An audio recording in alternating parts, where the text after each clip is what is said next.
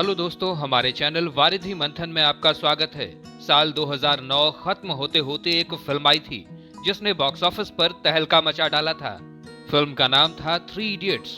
उस फिल्म में एक किरदार ऐसा भी था जो तीनों दिग्गज अभिनेताओं पर भारी पड़ गया था। वो किरदार था चतुर रामालिंगन, या कहें साइलेंसर का। बॉलीवुड में पहली ही फिल्म करने वाले ओमी वैद्य इस फिल्म से एक बड़े हास्य कलाकार बनकर उभरे थे। हर ओर ओमी वैद्य की चर्चाएं होने लगी। सबको लगा कि हिंदी फिल्म इंडस्ट्री में एक नए हास्य कलाकार का उदय होने जा रहा है। यहाँ तक कि फिल्मी पंडित भी इनके नंबर 1 कॉमेडियन होने की भविष्यवाणी करने लगे। मगर फिर अचानक 3 साल बाद वो फिल्मों से अचानक ही गायब हो गया। क्या आपने कभी सोचा कि नंबर 1 कॉमेडियन की रेस में भाग रहे इस हास्य कलाकार के साथ आखिर ऐसा क्या हुआ था कि सिर्फ 3 सालों में ही ये बॉलीवुड से साफ हो गया? इसके पीछे ओमी वैद्य का एक फैसला था जो उनको ले डूबा। आइए हम आपको इनके फिल्मी करियर के बर्बाद होने का पूरा सच बताते हैं, जिसे सुनकर आप चौंक जाएंगे। यदि आपने थ्री इडियट्स फिल्म देखी है तो आपने एक बात पर गौर किया होगा कि ओमी वैद्य उस फिल्म में ठीक से हिंदी नहीं बोल पाता था। दरअसल बात ये नहीं थी कि वो उस फिल्म में एक्टिंग कर रहे थे। बात ये थी कि वो भारत में पैदा ही नहीं हुए, न ही यहाँ पले बढ़े। वो तो अमेरिका के कैलिफोर्निया शहर में 10 जनवरी 1982 को जन्मे थे। घर में दो डॉक्टर, पिता भी और भाई भी। सबको लगता कि ओमी भी बड़े होकर डॉक्टर ही बनेंगे, मगर उनकी माँ ने कुछ और ही सोच रखा था। वो चाहती थी कि उनका बेटा एक्टर बने। इसी वजह से महज 6 साल की उम्र से ही बेटे को एक्टिंग और डांसिंग सिखानी शुरू कर दी। धीरे धीरे ओमी को भी एक्टिंग कर लोगों का मनोरंजन करना अच्छा लगने लगा। एक्टिंग का भूत ऐसा चढ़ा कि उन्होंने 9 साल की उम्र में ही अमेरिका में एक मराठी ग्रुप ज्वाइन करके वहां नाटक करना शुरू कर दिया। वहीं 14 साल की उम्र में वो लॉस एंजलिस हाई स्कूल के कला विभाग में पहुंच गए और यहां इन्होंने फिल्मों की मेकिंग की जानकारी हासिल की। यहां से सीधा पहुंच गए न्यूयॉर्क के फिल्म एंड टेलीविजन इंस्टीट्यूट। यहां से फिल्म एंड टेलीविजन प्रोडक्शन सीखा और फिर 2003 में ग्रेजुएट होकर वहां से निकले। लेकिन उनको प्रोडक्शन में नहीं बल्कि एक्टिंग में ज्यादा मजा आता। अमेरिका में जब काम की तलाश में निकले तो उन्हें 1-2 सीरियल में काम जरूर मिला, लेकिन अमेरिकन प्रोड्यूसर छोटा सा रोल देते जिसमें किसी एशियन को दिखाना होता। ओमी बस मजबूरी में उन किरदारों को करते जा रहे थे, ये सोचकर कि शायद किसी दिन किस्मत खुलेगी। और फिर एक दिन किस्मत खुल ही गई। आपको बताते हैं कि लॉस एंजलिस का ये एक्टर बॉलीवुड में कैसे पहुंच गया। असल में मशहूर प्रोड्यूसर विधु विनोद चोपड़ा एक फिल्म थ्री इडियट्स बनाने जा रहे थे। उनको इस फिल्म के लिए ऐसे 3 कलाकारों की तलाश थी जो इडियट्स का किरदार कर सकें। वैसे इस फिल्म के लिए आमिर खान तो फाइनल हो चुके थे, बाकी के लिए ऑडिशंस चल रहे थे। अब हुआ ये कि ओमी का एक दोस्त था जो फिल्मों की स्क्रिप्ट लिखा करता था। वो विधु जी के साथ काम कर चुका था। एक दिन वो ओमी के पास आया और बोला कि विधु विनोद चोपड़ा एक बड़ी फिल्म बना रहे हैं, थ्री इडियट्स, जिसके लिए ऑडिशंस चल रहे हैं। तुझे भी इस फिल्म के लिए कोशिश करनी चाहिए। ओमी हंस पड़े क्योंकि उनकी हिंदी टूटी फूटी थी और उन्होंने कहा कि मुझे हिंदी फिल्मों में भला कौन लेगा। मगर भारत से लगाव तो था ही, क्योंकि बचपन में जब अपने परिवार के साथ गोवा आया करते अपने रिश्तेदारों के यहाँ, तो मुंबई भी घूम लिया करते। फिर दोस्त ने कहा कि एक डेमो वीडियो भेज दे। ओमी ने भी अपना एक डेमो वीडियो बनाकर भेज दिया और भूल गए। कुछ समय बाद डायरेक्टर राजकुमार हिरानी के ऑफिस से एक कॉल आ गया। इत्तेफाक से ओमी उन दिनों भारत में ही थे। उन्हें इडियट्स के किरदार के लिए ऑडिशन देने के लिए बुलाया गया। वो जब ऑडिशन देने के लिए हिरानी के ऑफिस पहुंचे तो टूटी फूटी हिंदी बोलना शुरू कर दिया। ऑफिस में जो लड़की थी वो बार बार हिंदी के लिए टोकती रही और सिर्फ 1 मिनट बाद ही थैंक यू बोलकर जाने को कह दिया। वो समझ गए कि ऑडिशन में फेल हो चुके हैं। मगर कुछ समय बाद उन्हें दोबारा फोन आ गया और उनको ऑफिस फिर से बुला लिया गया। इस बार उनको डायलॉग बोलकर दिखाने को कहा गया। ओमी ने भी विधु विनोद चोपड़ा की एक फिल्म मुन्ना भाई एमबीबीएस का एक सीन अपने अंदाज में कर ही दिया। आखिरकार साल 2008 में उनको फाइनल कॉल आ गया, जिसमें उनकी मुलाकात सीधे फिल्म के डायरेक्टर राजकुमार हिरानी से हुई। राजकुमार हिरानी सीधा बोले, देखो ओमी, थ्री इडियट्स तो चुन लिए गए हैं, लेकिन तुमने बहुत अच्छा ऑडिशन दिया है, इसलिए सिर्फ तुम्हारे लिए इस फिल्म में एक नया किरदार रचा जा रहा है जो इस फिल्म की जान होगा। लेकिन अगर तुमको ये रोल चाहिए तो सिर्फ 3 शर्तें माननी होंगी।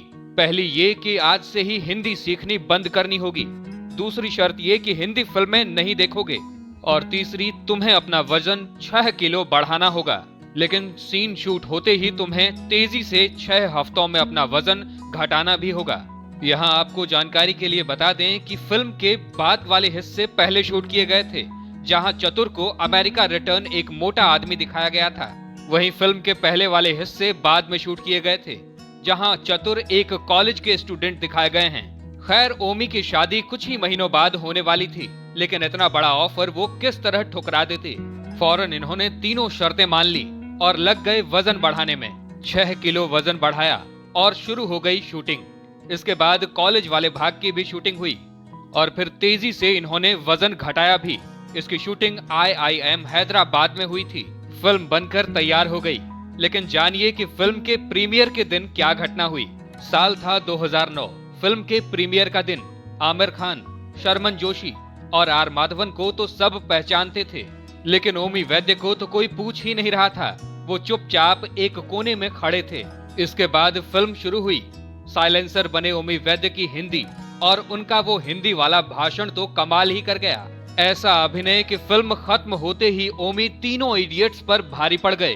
प्रीमियर खत्म होते ही लोगों ने इन्हें घेर लिया। कोई ऑटोग्राफ मांग रहा तो कोई साथ में तस्वीर खिंचाने को उत्सुक।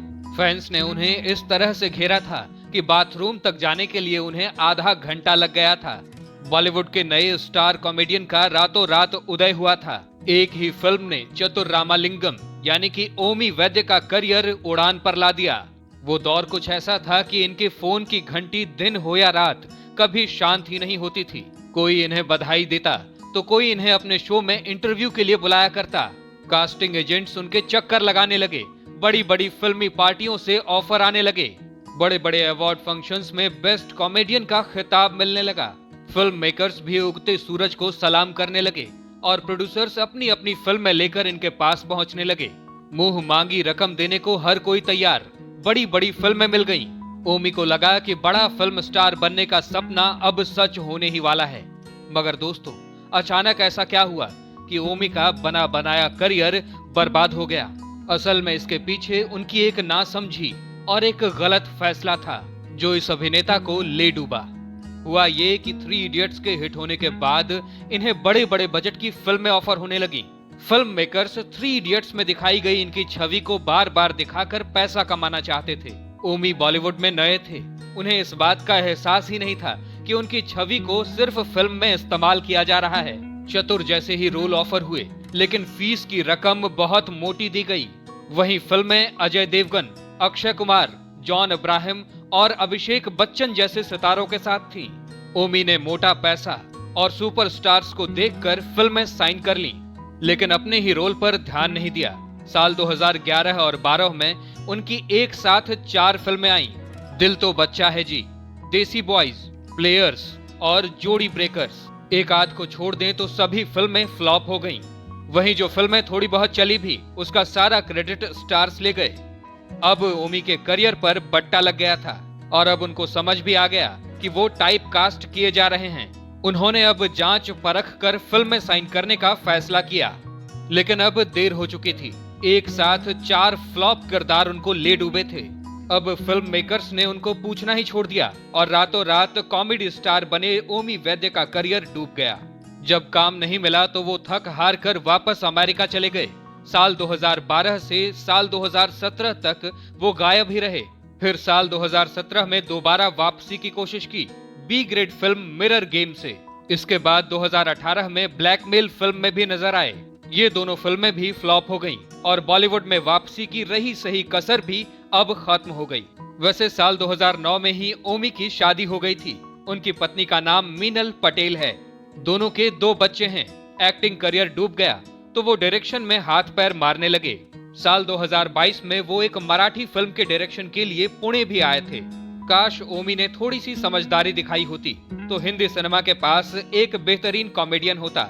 दोस्तों, आपको 3 इडियट्स फिल्म में चतुर साइलेंसर यानी कि ओमी वैद्य कैसे लगे थे, हमें कमेंट्स में जरूर बताइएगा।